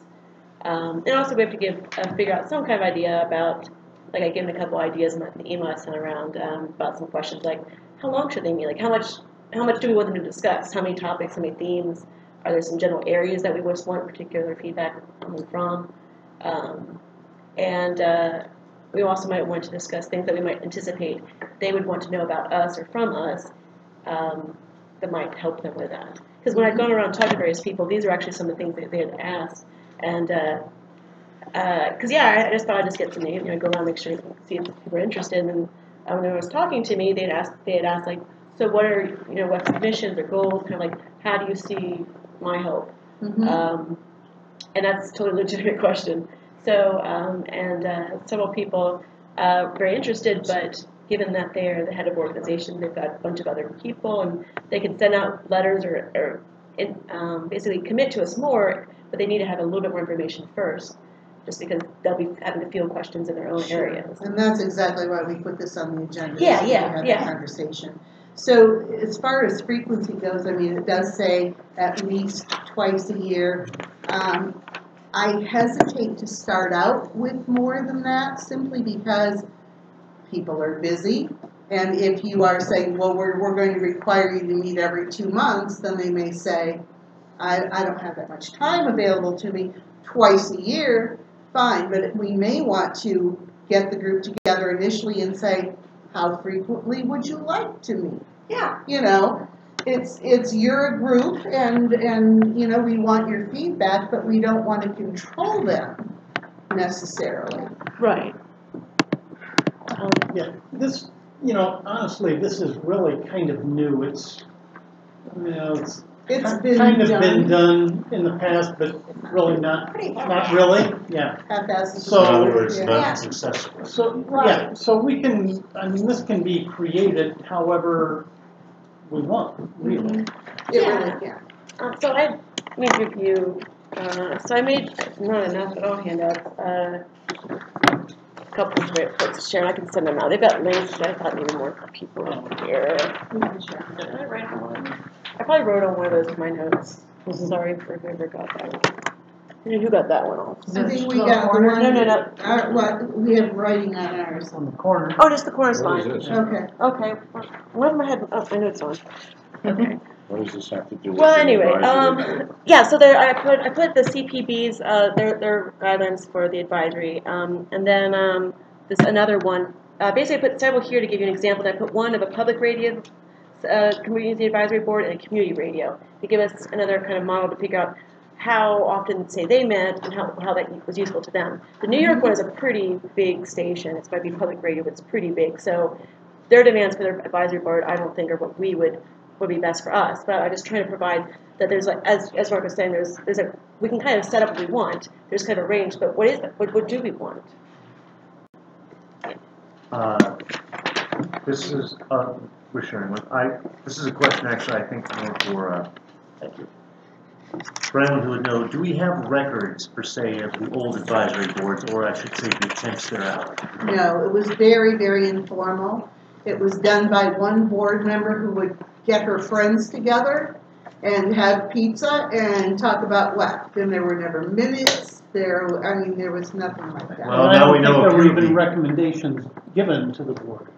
Yeah, it was simply done because it's required by our bylaws. Yeah. And it was And the total CPB at the time. and the CPP, yeah. I was going to say, go ahead, Sandra. I was just thinking about your idea about, well, if maybe in there it talks about maybe they'll use the survey, so it could maybe could be a decent way to use the U of I survey information as well. That's all I was thinking. I tend to agree with not too often because And maybe rather than saying we're going to select these 10 people or 12 people or whatever, that we invite people to come. You know, just have a big group of people that we can talk to about, you know, this is who we are, this is what we would like to see this group develop into, and see who steps forward and says, I'd like to do this. Can we make announcements on WEF and have the thing in the WWE or? Well, we can, but I think in order to do that we have to set a time and a place and say, you know, we are serious about doing this and we are wanting community input and make it Just, okay, available. let's set a time and place and say, we're looking for community advisory members, we invite you all to come to this meeting. And just invite everybody. Well, I don't think inviting everybody necessarily, you put it on the air, but as Sandra said, people will respond to a personal invitation. They're not going to respond to a broadcast. Well, yeah, but if we do a general invitation and we can get everybody, and then if there are people who are really interested, then those people everybody else will drop out, and those people can be the core people to the community advisory board. And it may you know, evolve over time, I think. So one interesting dilemma with it is what happened one time when we did it ties to the survey again. What happened one time when we did a survey and people decided that they wanted Democracy Now! On the air, And the programming committee decided not to put democracy on the air, and they said, well, it wasn't a binding survey, we just asked people what they want. I mean, it was the controversy of WEF besides Brandon Hawk. It was a big deal. And it's just, you know, I worry about what we're doing with this survey, even that the U of I is doing, which of course isn't binding to us at all, but what good it did, what are we gonna do with it, you know, and what are we gonna do with the advice that the Community Advisory Board gives us? So how do we both make it relevant? How do we make it relevant? You know, if we're gonna do it, how are we gonna make it relevant, you know? Well, first, I think personally, we have to, at the very beginning, help them understand who we are and what we do, that we are not going to change our format to, you know, top 40 country music, you know, that's not what community radio is. And if people think that, you know, well, we ought to, you know, air commercials, you know, that probably isn't going to happen either. Right. I get that. It does say that the advisory committee can conduct audience research or other methods, so possibly the survey would be folded in there somewhere. That's what I'm thinking. I mean, at least if we're gonna a way to use it. I think. Yeah, right. That's what I think too. But yeah, I agree that we still, that was part of why I wanted us to talk about, like, so if they make recommendations about or programming or about like, suggestions. Let's say they want to get rid of strip. Yeah. Okay. That'd be a big one. So like, what channel? We don't need an answer, but what channels would we like to put that type of question through? Like, so let's say that they make a recommendation that we get rid of strip and put in individual programs or something. What would we then do in that hypothetical situation? Who would that go to next? Well, the way I would view it is, I don't think you bring up big issues that you're not already having discussion about. So, in my mind, you would take to the advisory board, here are some things that we're concerned about, that we're discussing right now, that we would like your feedback on. Here's what we know, you know, and in your experience in the community, how do you think, you know, in your opinion, what else should we consider regarding this particular issue? So say it's strip programming, you know, I doubt that it will be, but let's use that for an example. You know, here are the things that people think about strip programming. Pro and con. First of all, what is it? And then secondly, what are the pros and cons about that? What do you think? Now, what's your, you know, not let's vote on this right now, but what are your opinions? What do you think about that? So you're basically saying, if your idea at the CAB, we would go to them with a set of things, so they're not free to bring up concepts or issues of their own. No, I think they would be free to bring up things. That would be an autonomous group. Okay, so then in that situation, let's say they said, we want to have strict programming. We would get rid of strict programming. It's a, again, what they're doing is recommending. They're not making any decisions. Sure, but they're not a decision-making body. They're an informational and educational type of body that will give us maybe help us in the community, maybe with donations, with all types of different subjects, not just, you know, put something on the air or not put something on the air. That's not their purpose. Well, I said, well, what if they just brought that up for whatever reason they thought it would be much better for the community if people had their own individual shows and they talked with each other and they all felt bad. So they brought it up. We didn't ask them about it, but they brought it up. So we can decide whether that's feasible for us or not. And that's what this board does.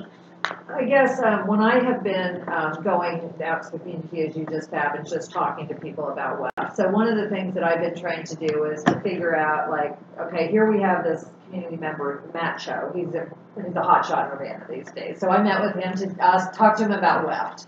And the thing that I tried to do was figure out, first of all, I asked everybody to listen. That was the first thing I did. Do you listen to WEF? Would you listen to WEF? Would you listen to WEF for me for the next couple of weeks? And I kind of teach people how to listen to WEF. If you tune in one thing, you don't really like it, make sure you tune in a couple hours later because you might hear something entirely different. Blah, blah, blah. You will. Exactly. And then, and I saw them as potential community advisory members, potential board members, potential air shifters, and potential donors. So I tried to meet with everybody with that in mind. And know that that's what I think is that no matter what we do with the community, we have to think of everybody as any of those things. You don't know where they're going to fall into the scope of things, but as we're relating to people, recruiting people for the board, recruiting people to be air shifters, recruiting people to be listeners, recruiting people to be community advisory members, we really don't know which of those they're going to bite on. But we need to be presenting ourselves in a way that we're engaging with them at whatever level we can. Volunteers in there, not just the air shifters, other volunteers too is in that mix too. I don't know, I'm just throwing that out there. I don't think we really know what we want a community advisory board to do, but it's a way to relate to people, to get them in, to hear about WEFT and get them, say, would you listen to WEFT and then would you come and talk to us about it? And on the other hand, it's a good way to get, we're a pretty insular group here. And to get other people to come in and say, I listen to your radio station, and this is kind of what I'm thinking. People aren't going to come in, I don't think, and say, I demand that you do, X, Y, No, Z. I mean, I was trying to think of like hypothetical, like, I don't know, just a situation just to set up an instance that we could try to figure Right. out. They're gonna understand that that's not their purpose. Because, I mean, I would never be in favor of them getting rid of The it. name of the thing is advisory. Right, I just advise. want to make sure we're kind of on the same page as far as everything it is. One at a time, please, yes. Well, I was also just thinking that what you're going to find out most, what I found out most by talking to people, is that people don't listen to WEFT. That's what you're going to mostly find out. It's sad, but it's true. People, I used to listen to WEFT. I know, whatever. So that to grab. But we need to draw them in.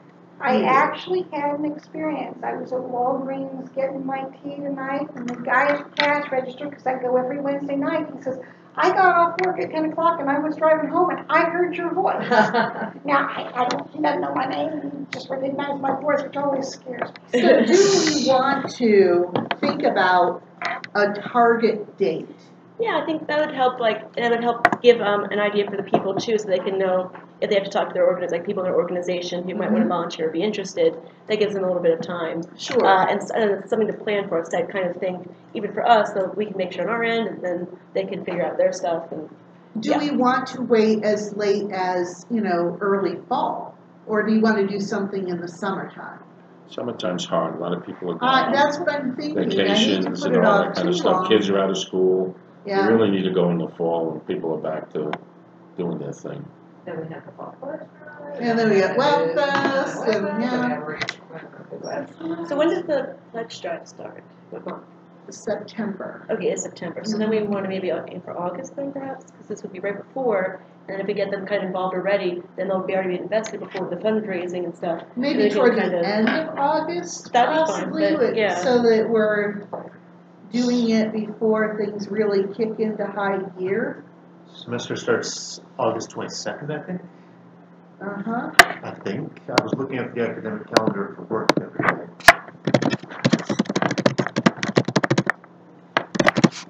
That would be, starting it right when school starts would be a good thing, because then nobody's had time to plan stuff.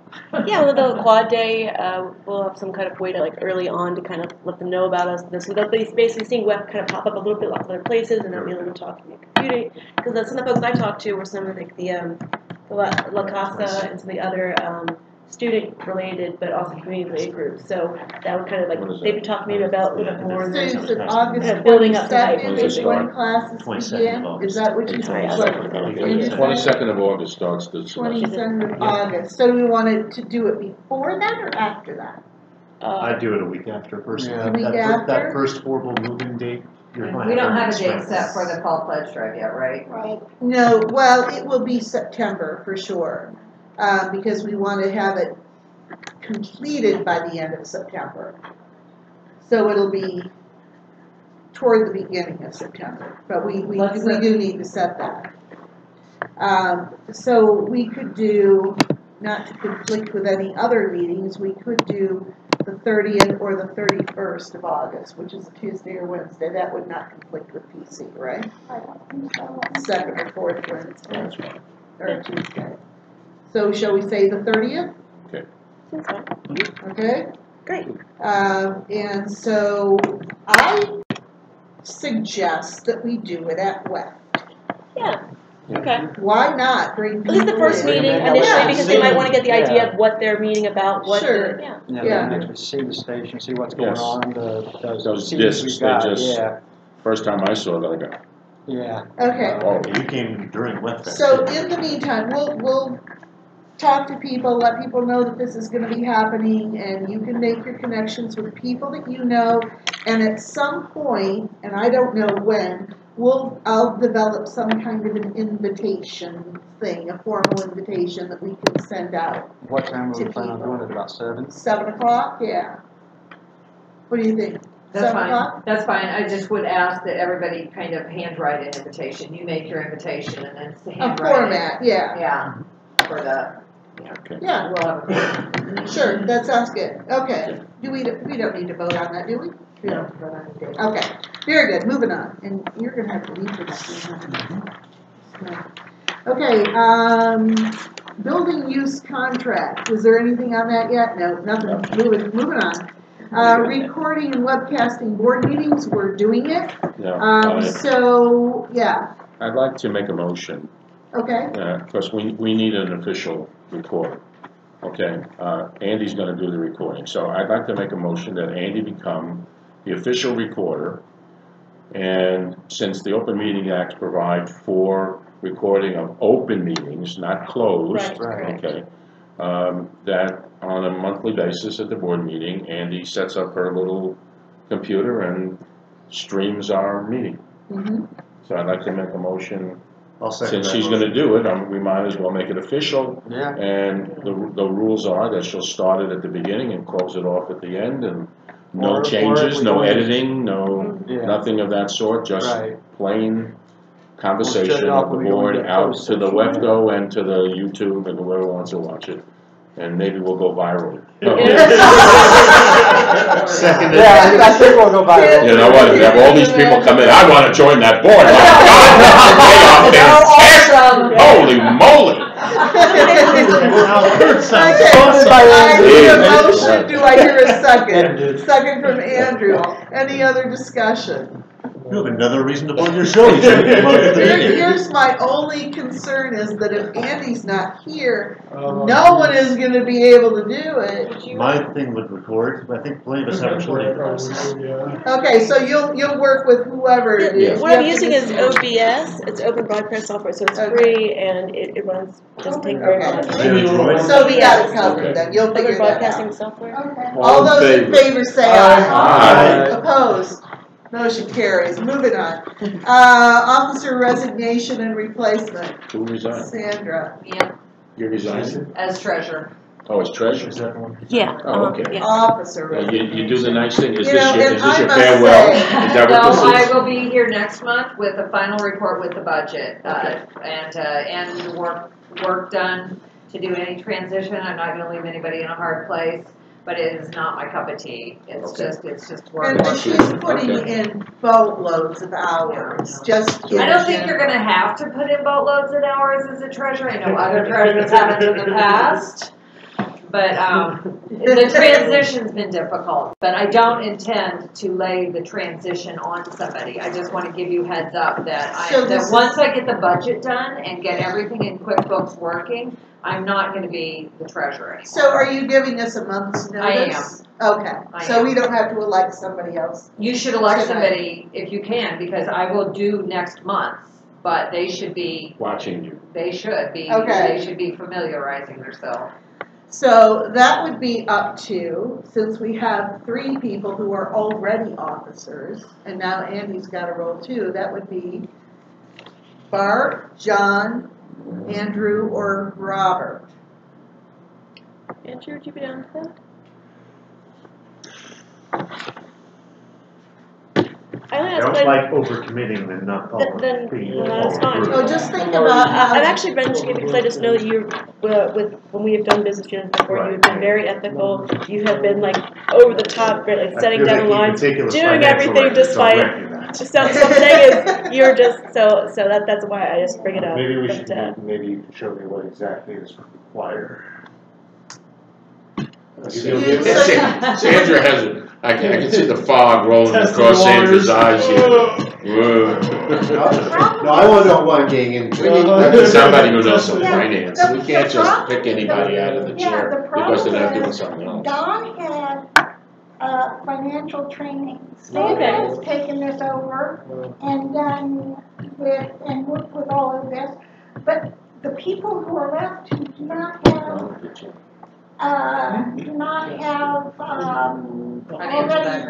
already rolled, don't have any financial experience. Now, keeping good financial records is one thing, but I can't do math. I'm lucky to be able to balance my You look at, checkbook, I and look I at don't me, understand it'll be this stuff. Chinese, you wouldn't know what a real was. I was just kidding. Alright. Can somebody take notes from Mark? He's gotta go pick up our daughter. Yeah, and I gotta Well, go you just too. I bring it gotta back go here. also since we're at the end of the meeting almost. Yeah, I don't think we should put someone on the spot then. You're not even sure if you want to, you may just look at it, maybe it doesn't work for you, that's fine. So I don't really wanna make someone, I will withdraw that, because I don't wanna make someone The thing also is, forced. I know you are kind of burning out on this, and you have the experience for it. I don't know how long I've done this. Okay. I'm not. Good night, all. Wednesday night, you better listen, damn it. So let's decide the next month's meeting then? I want it to go viral. Let's decide this, next month's meeting, Yeah. Okay. Who do you want to do it? So is Dawn gonna, do you think Dawn would reconsider? Don will be out. Don's giving up. Yeah. 6 months out of the state. Yeah, he's done. Yeah. At least we get along. He's literally going out into the woods, correct? Well, Who Al will take just left. minutes Let's and make Mark Al something shed while else. he's gone? Will you take minutes? Sure. Just take over where he left off? Okay, thank you, Barb. Barb's gonna do it for you. All right. You're gonna be elected. I'm just In the room, you get elected. We're gonna get dragged onto it. You don't have to do it tonight, but Where'd just Al keep go? it. He left. He left. He had to go. He said he had a life. So, Okay. Let's finish this I think baby. it was just when the kids. yeah. Oh, okay. So, so we decided that we would just discuss the treasurer thing more in depth next month. Hopefully there might have been something that will have happened in the interim either, but, Bruce, you have a you got a comment? suggestion? I'm sorry, just that we do have the election coming up. And if you focus on recruiting The a treasurer. treasurer, Oh, yeah. maybe Oh, you could find somebody who Maybe has we could add that the sort of skills. PSA stuff, say, Yeah. maybe, you know, If you could hold out until then, that we really, West really needs a treasurer. Or work maybe we with could- Andrew to take over on a temporary basis. Very temporary. I think that's actually a good idea, and there's already gonna be the PSA about, the next Yeah. board member meeting, so maybe if we added onto that, we are looking for a treasurer. That's a great way, like, you really wanna change things, alright, not just any old board member, you can be like a treasurer, you can actually put your experience to use Well, directly. we'd still you know? have to elect them, but Yeah. Well, what I'm saying is, like, Yeah. what I'm saying is, if you, as I said, if you have the experience, this is Sure. a way that you could put that, which you may not think of, like, managing the books being, like, compatible with radio stuff, but, like, maybe you didn't think of yourself as, like, having a skill that you could offer to other people, but maybe you're like, well, I'm really good with that kind of thing, I've been doing that professionally in some manner, you know, like, maybe that, yeah, can encourage Yeah. someone to get on the board. Okay, Or try to just put their name up for being on the board. all right, okay. Are you okay with that, Sandra? Yes. Okay, very good. All right, so U of I survey is next. Well, I sent the link out. yeah. Couple people took the survey. I did get, so what I think is that the U of I is gonna give us some lamey thing, that's what I think. But I think that we can, lamey. Not laney, laney. I not Laney. You know, I worked with another group a while ago, and there were, you know, they just, I think the raw data will be our thing, that'd be good, is the raw data. Not what they come up with is what they think Welch should do. Yeah. But I think it'll be interesting. It was interesting the last group that I went and listened to. I got some good ideas, one or two, you know. So I persuaded them to keep the link up longer than they're going to be using it and give us that raw data. I think up until at least maybe 6 at least, but I'm So gonna. we don't have access to it until they give it to us, correct? Yeah, because it's their website, Yeah, whatever. it's just But- odd that we have a link to it. But Yeah. once we have the survey, we can use that as a template not to put this on anybody else, but we are already discussing upgrading the website and whatnot. If we could have an on-site survey for people to go to, Well, not necessarily. how Wart's done it is, you push it for a period of time, Yeah. and you don't have it ongoing. You have it where you gather it and then you use it, so that's what we have to kind of figure out. Do we need an announcement to put up in the booth to drive people to that Yeah, survey? we're gonna have that, Put that as soon down as on the action items. Megan and Bruce are getting that, because that we've got that worked out. It'll be it's on the website now. It We is, were making Yeah, and it's you'll on do the that bulletin tomorrow. board, yeah, it's out in the studio, yeah. Okay. We'll put an announcement in the board. In the How bulletin board. often between that one and then the member elections do you want me to request, or for people to read it, or are you just gonna put it on the bulletin board? and say- Once per Once show, Once per show. once per Okay. show for each of them. Yeah. So what I want them to do is to let it up even longer than that. Like, can I ask them, I wanna ask the U of I, can we keep it up for a month? And then you give us the raw data right before you graduate or whatever. Like, keep it up as long as you can. I'll ask the professor, could you give me the raw data if we keep it up longer? You can use your data. We've done this for you. We've met with you all these times. And you can use the data, and we'll come to your presentation and have the students present to you. But you keep the website up longer so that we can use that data how we want to use it. That's a good idea. Yeah, I think so too. And the only problem I have with the survey is that people could fill it out as many times as they wanted. There's no unique identifier on it. And I asked them to do that, and they said that they didn't want to do it because they wanted it to be anonymous. And, instead of using your email address, which is typical. So if we really want to be particular about it and have a survey and make it so you can only say it one time, then we're gonna have to do it ourselves. Yeah, because I noted that you could go in multiple times if you wanted to. Because I filled out the survey and then I clicked on the link again and you could go right back in and do the whole thing over. People probably wouldn't unless they knew we were gonna use it. Yeah. And if they knew we were gonna use it, they would load it to what they wanted, Uh-huh. that could happen, so, Yeah. go ahead. It's a cookie issue though, so you don't have to use email. You can, the survey can drop a little cookie on your computer when you use it, so it knows if you responded to that one already. Now, you can turn that facility off if you're smart about using a web browser, but there's a way to do it with still be anonymous, and a lot of people do that. So, there's a way in the future to get around that. I don't know why I was surprised in this case that they did.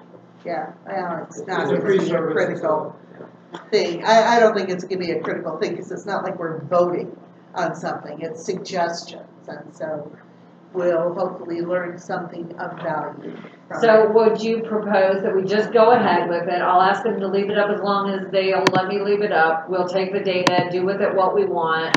Maybe not, probably nothing. We'll give it to the programming committee to look at. It just But then might when be educational. But then when we want to do one, Same thing with the hard copy. Do you think that will we be able to, in an amended version, but would they, can we use that after they're done with it?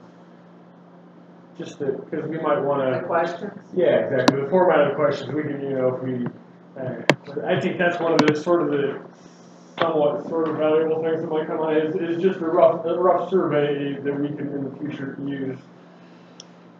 Sure, there are other like Qualtrics and SurveyMonkey also have free aspects and they're very customizable for questions. So Yeah. sure, if we've at least got the questions. Well, we've already got it sitting there. No, I'm saying Somebody's it's- thought about it, Right, but I'm saying with if the we have to tool. move it onto something else, we could, for both the services, even more so for Qualtrics, just copy and paste the existing Yeah. questions, at least that we like, at least migrate Yeah, that. personally, I think probably if we put it together, we could probably have a better survey than. Yeah. I mean, it Oh, was yeah. okay, but It was the nice thing about it was demographic information, which I think Yeah. we've never gathered. No, it's a good place to start. Yeah. Sure, but say it's like Qualtrics or SurveyMonkey can also do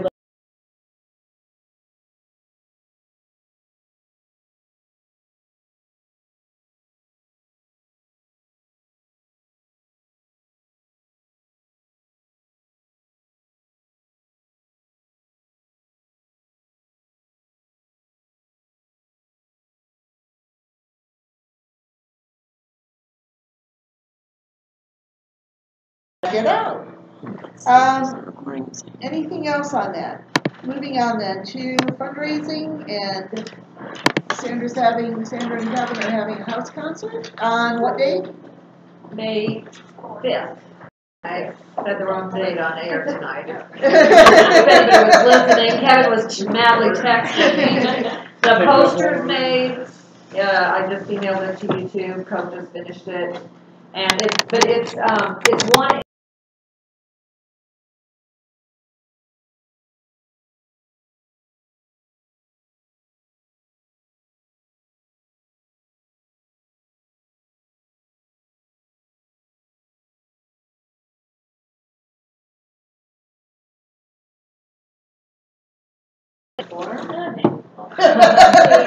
So just want to tell everybody what the overarching concept is it's the fundraiser, that it's not necessarily people, we're not gonna, if you have a friend who has a big house and has a cause that they would like to fundraise for instance, I always use the Humane Society as an example. You have a friend who loves the Humane Society. Say, you know what, WEF will do a fundraiser for you if you invite your friends over for that fundraiser. And WEF will invite all your Humane Society friends over to your house, and WEF will provide the music and the promotion on air. We don't need on-air promotion necessarily. If they invite their friends, they just do an invite, and they make a Facebook event or whatever. So they don't have strangers in their house. They can just invite people that they want in their house. And we provide the music. We split the pot. Well, you're making a poster, so you're inviting strangers.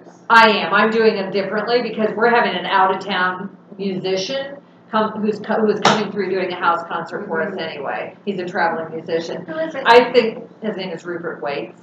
I think most people will be drawing from our list of local musicians that we're going to have to put together and recruit, and we'll be just matching them up with somebody who has a house and a cause, and trying to make it routine that we get in the habit of doing this every month.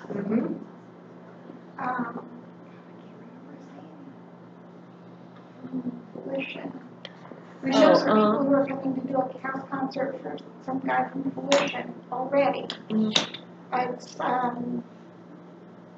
can't remember his name off the top of my We head. should probably talk to Connie Hosier. She could do a ballet thing, because she's big on the ballet. There you go. Yeah, and they have a big house. They do.